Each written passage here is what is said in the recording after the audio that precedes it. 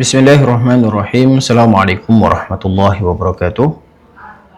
Alhamdulillah wa kafa wassalatu wassalamu ala nabiyina al-mustafa ba'd. Alhamdulillah, segala puji bagi Allah Subhanahu wa taala karena atas limpah nikmat serta karunia yang telah Allah Subhanahu wa taala berikan terhadap diri kita.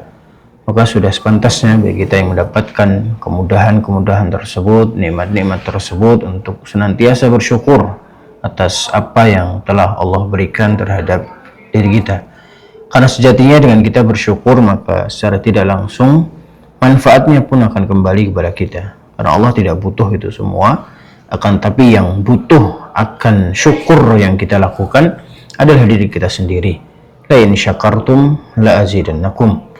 Jika seandainya kalian bersyukur, maka aku akan tambahkan, kata Allah Subhanahu wa taala di dalam Al-Qur'an.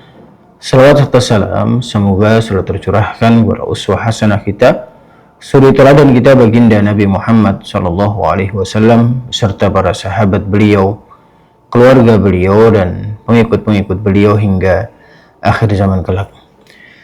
Alhamdulillah, pada hari ini kita akan lanjutkan kembali materi 16 hari paham nahwu dasar. Kita sudah sampai pada materi hari kelima, yaitu tentang maf'ul bihi, yaitu objek. Pada pertemuan sebelumnya, pertemuan hari keempat, kita telah membahas apa itu fa'il, apa itu subjek, dan pada hari ini kita membahas kebalikannya, yaitu maf'ul bihi atau objek. Insyaallah pada pertemuan berikutnya kita akan bandingkan, kita akan lihat apa perbandingan, apa perbedaan antara fa'il dan maf'ulun bihi. Hayya nabda'ud dars. Mari kita mulai pelajaran kita pada kesempatan kali ini. Seperti biasa, kita akan bahas terlebih dahulu contoh-contoh yang dibawakan oleh pengarang di dalam kitab ini. Contoh yang pertama, syadda at-tilmidhu al-habla. Murid itu mengikat tali. Syadda, mengikat. At-tilmidhu, seorang murid. Al-habla, tali. Contoh nomor 2, tawatil bintu al-thawba. Tawat al-bintu al-thawba. Anak perempuan itu melipat baju. Tawat, melipat. Al-bintu, seorang anak perempuan. Al-thawba, baju. Contoh yang ketiga, akala dzi'bu al-kharufa. Serigala itu memakan domba. Akala, makan. Az-dzi'bu, serigala. Kemudian al-kharuf, domba. Kemudian contoh yang keempat, yarbahus sabiqu jaizatan. Orang yang lomba tersebut memperoleh hadiah. Yarbahu, memperoleh atau beruntung. As-sabiqu, orang yang lomba atau orang yang menang. Jaizatan, hadiah. Kemudian contoh yang nomor 5, yasidu ats-tsa'labu dajjajatan. Rubah itu berburu ayam. Yasidu, berburu. Ats-tsa'labu, rubah. Dajjajatan, ayam. Kemudian nomor 6, yabi'u al-qassabu al-lahma. Tukang daging itu menjual daging. Yabi'u, menjual. Al-qassabu, tukang daging. Al-lahma, daging.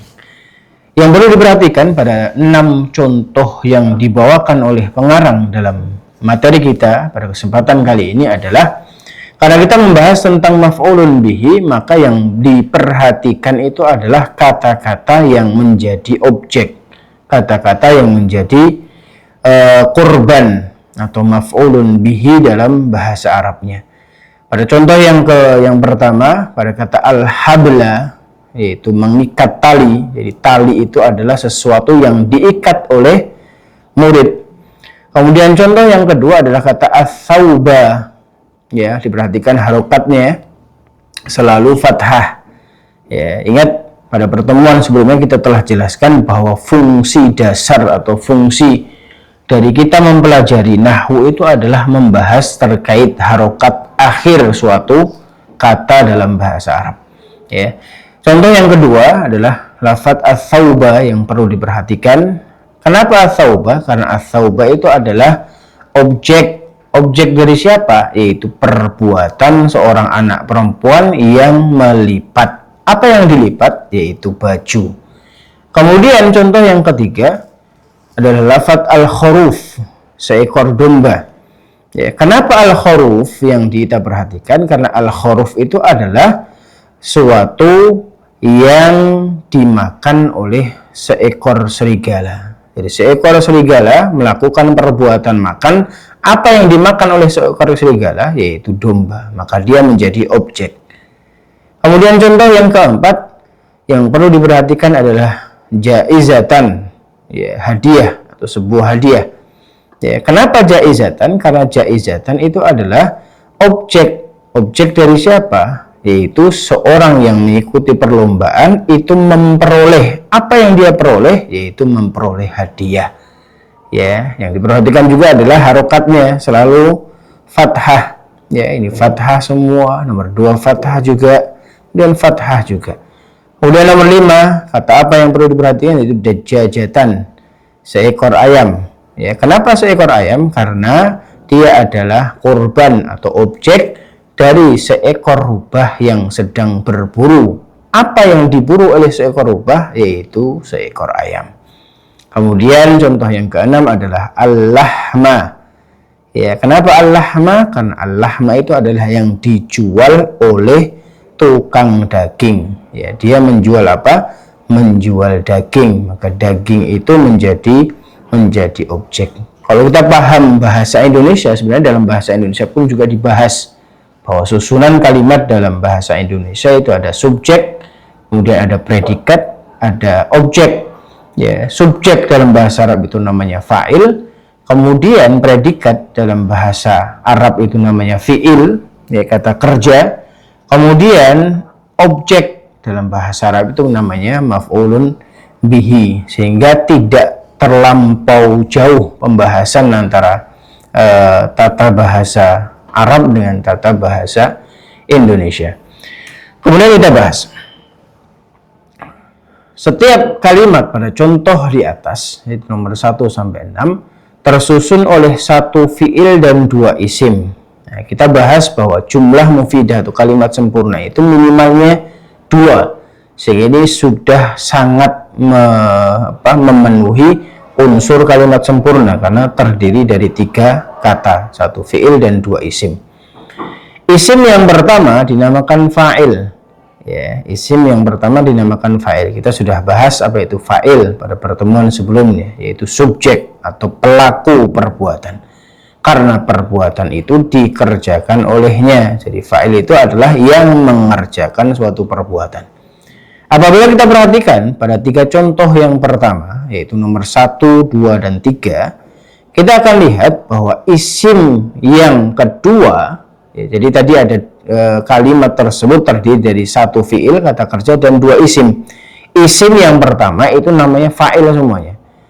Ya, adapun kalau kita perhatikan isim yang kedua pada setiap contoh tersebut, yaitu kata al-habl yang artinya tali, kemudian as-sauba yang artinya baju, al-khuruf yang artinya seekor domba, adalah yang terkenai suatu perbuatan atau objek. Seperti yang kita bahas tadi ketika membahas contoh.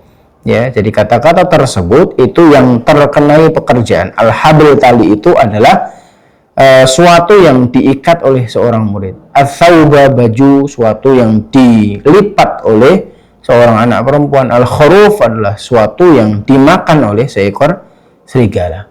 Ya. Maka kata kerja seperti mengikat pada contoh yang pertama yang dilakukan oleh seorang murid terjadi terhadap tali. Ya, ini pembahasannya. Jadi kata kerja mengikat yang dilakukan oleh murid, berarti murid apa? Fa'il. Ya. Terjadi terhadap tali. Itu dia objeknya tali, sehingga tali menjadi maf'ulun bih. Kemudian contoh yang kedua, dan melipat, kata kerja melipat pada contoh yang kedua yang dilakukan oleh anak perempuan. Anak perempuan ini berarti yang melakukan perbuatan melipat, sehingga dia menjadi apa? Fa'il, menjadi objek yang dilakukan terhadap baju sehingga menjadi objek. Kemudian contoh yang ketiga, dan makan yang dilakukan oleh seekor serigala, sehingga seekor serigala itu yang melakukan perbuatan makan, sehingga dia menjadi fa'il. Dilakukan terhadap siapa makan tersebut?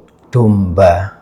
Ya, sehingga domba menjadi objek. Maka kata murid, ya, kata murid yaitu at-tilmid, anak perempuan, al-bintu, dan serigala az-zi'bu dalam contoh nomor 1, 2, dan 3, semua ini adalah fa'il. Karena apa? Yang melakukan perbuatan. Murid yang melakukan perbuatan mengikat, anak perempuan yang melakukan perbuatan melipat, kemudian serigala yang melakukan perbuatan makan. Semua ini adalah fa'il. Dan kata tali, ya isim yang kedua, baju, kemudian domba, semuanya terkenai pekerjaan, sehingga dinamakan dengan maf'ul bih atau objek. Jika kita perhatikan, ya ini intinya, jika kita perhatikan pada akhir atau harokat akhir kata maf'ul bih, kita akan melihat bahwa ia dinasobkan. Apa itu nasob? Sederhananya, nasob itu adalah difathahkan. Sehingga kita sudah belajar dua istilah. Ya, kalau biasanya kita mengenal harokat dhammah, kemudian ada fathah, ada kasroh, kemudian ada sukun. Kalau kita belajar nahwu, kita nanti tidak akan asing dengan istilah-istilah rofa. Ya, rofa itu sederhananya dhammah, kemudian nasob itu sederhananya fathah. Ya, coba kita lihat.